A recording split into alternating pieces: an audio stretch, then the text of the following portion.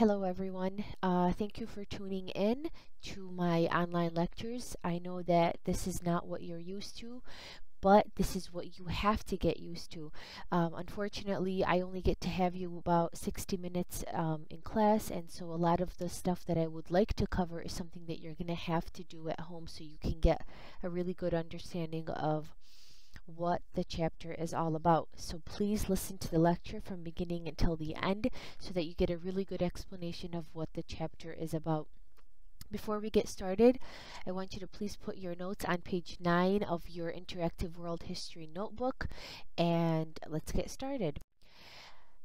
How early do we go? We could go as early as you want to the beginnings of the first humans to have walked the earth, but the study of world history has been around for a really long time. Some people date it all the way to 4 million years ago. And scientists have developed many different ways to search and study how the humans used to live in the past and currently in present day. We use written documents, we use archaeological digs like you would find in the movie Indiana Jones. We look at human remains that we've uncovered, fossils, which are decayed parts of both animals and humans, artifacts, which are human-made objects like tools and jewelry and clothing and pottery that have kind of survived over time, stories that have been passed down both orally and through the written language, art that can be found from anywhere from cave paintings to sophisticated art like we're going to study later on during the semester, clothing, and all types of religious texts. The study of culture is probably the best way for us to study early human culture and early human societies. Culture is people's unique way of life that results from bands of humans living near one another that start to develop shared ways of doing things, meaning you have a group of people that get together and they live in the same area. They start to dress the same. They start to talk the same. They start to believe in the same ideas. They start to hunt the same and gather food the same. Some common practices are what people eat. What do they dress? What do they use as a mark of beauty, like jewelry and makeup? The sports that they play. What kind of jobs they do.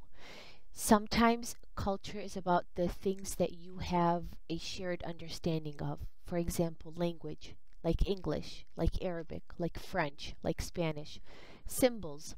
It could be religious symbols like the cross, like the Star of David, like the star and the crescent. It could be values that you uphold, maybe economic values, maybe it's values about your family. It could be your political beliefs. Do you believe in a king versus do you believe in a president that you elect? Sometimes culture is about how do we organize ourselves socially. It can be who's in charge of our family. Is it the dad? Is it the mom? Is it, grandfathers? Is it the female or the male? It could be how do we organize our government? How do we put people in charge? It could be what kind of economy do we have? Culture is something that is taught to us from the very, very early age. When we're first born until we start to speak, we're taught what our culture is about. We learn our culture from our workplace, from the government, from the media, from our religion, from our family, from our school, from our friends. We observe it, we see people doing it, and we try to imitate them. Humans, from the very beginning, have tried to control the environment so that it kind of fits to the needs of their survival. By about 40,000 years ago, humans started to develop technology that allowed them to better how they lived. Back in the day, as the painting shows you, we used to be called nomads, which are people that were very mobile, meaning we moved from place to place to place looking for food, looking for new sources of food because the old place we were staying at kind of ran out. Nomads are known as hunter-gatherers, which means they're people that are move from place to place because their food supply depends on animals, and when animals move from place to place looking for food for themselves and for grass, we move with them so that we can have a constant source of food. In these hunting and gathering societies, the men hunted for animals, and the women went around and gathered food like fruits, berries, roots, plants, grass. And by dividing the work up, half males, half females, we were able to increase a lot of our food supplies. We started making spears like this guy is holding in the painting that allowed us to kill more animals. We started to develop sort of digging sticks that made women look and find food faster underground. And because of these tools and because of the fact that we were able to get more and more food at a faster pace, we started to enter into something called the Neolithic Revolution, which is basically the agricultural revolution. Women accidentally discovered farming.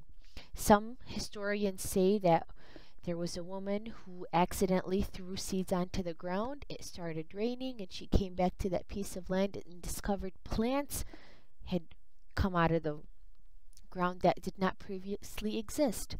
And she was able to remember that it was because of the seeds that she threw down. And that was the birth of farming. So with farming, we were able to do a couple of things.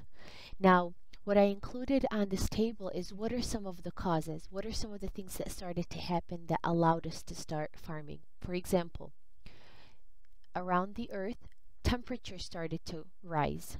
The world got a little warmer, and warmer climates mean you can have a drier land. You're able to grow more, and the plants are allowed to last longer. Population started to increase around the world, which means we need to start looking for more and more food to feed all these people. Now, the earliest form of farming was what we called slash and burn. They go onto a land, they see it filled with grass, they start a fire, that grass burns out, and there we go. You have an empty field that's already leveled, and you can stand and farm on it. So once we started farming, we realized that since we need to stick around for those plants to grow, we should bring the animals to us. And that started a new practice called domestication, where we started to tame and use animals and train them and teach them how to live around humans. Animals like horses started to live by us, dogs, goats, pigs, sheep. When you domesticate an animal, it means you teach them to live around humans. And now you don't have to go running after animals anymore because they live with you. So within a few thousand years, people in many regions started to farm. And they especially farmed around river valleys, like in Africa, the Nile River. In China, the Huanghe River, also known as the Yellow River.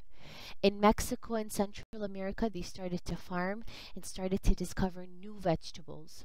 In Peru, they discovered things like tomatoes, sweet potatoes, and white potatoes. And so agriculture meant that people could live in larger, more organized communities. And from these, as they kept getting bigger and bigger and bigger and bigger, all of a sudden you looked around, there's a couple thousand to a couple 100,000 people living in the area around you, and that became the birth of cities. And so, if you look at this flow map, agriculture and domestication lead to new technologies such as the hoes and the sickles and the plow sticks, which makes your farming easier. When you can make farming easier, that automatically allows you to control your environment better. And when you control your environment better, it means you can grow more food and have more food supply. The more food you have, the more people that can be born, because there's enough food to feed them. And those large populations increase the size of your villages, so all of a sudden you have what we call a full-blown civilization. Now, according to your book, a civilization is defined as any type of very complex, complicated, large culture that has 5 main characteristics. They have advanced cities. They have what we call specialized workers. We have something called complex institutions. There's some method of keeping records about your people and your history, and there's a lot of advanced technology. And so, what you're going to do right now to make our class time go by more smoothly is you're going to look at page 112 of your world history book. You're going to take out your unit plan sheet, and under learning target number 2, I want you to write down the following under task number 1. To learn this, I will be able to describe the 5 main developments of civilizations and apply them to Ur, which is the name of a civilization in summer, as a case study. What I want you to please do on page 10 of your interactive world history notebook is just draw out this table. 3 columns, and then you have 1, 2, 3, 4, 5, 6 rows. In your table, I want you to write in the same wording that I have in mine.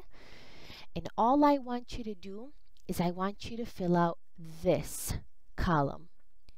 And in this column, you're going to give me detailed descriptions of what advanced cities mean using your book. What does it mean for you to have specialized workers? What does it mean for you to have complex institutions? What does it mean for you to have record keeping? And what does it mean for your people to have improved technology? So you're going to draw out the table. You're going to fill out notes about what these 5 characteristics mean, and you're going to stop, because the day you come back to class, we are going to fill out this table with your table partners and then as a whole class. So again, draw out the table on page 10 of your interactive world history notebook. Fill out only this column with detailed description of what these 5 characteristics mean, and leave the third and final column blank for us to do in class. Please remember that you are required to use color and neatness, because all of that will contribute to your final notebook grade. Thank you for tuning in, and see you in class.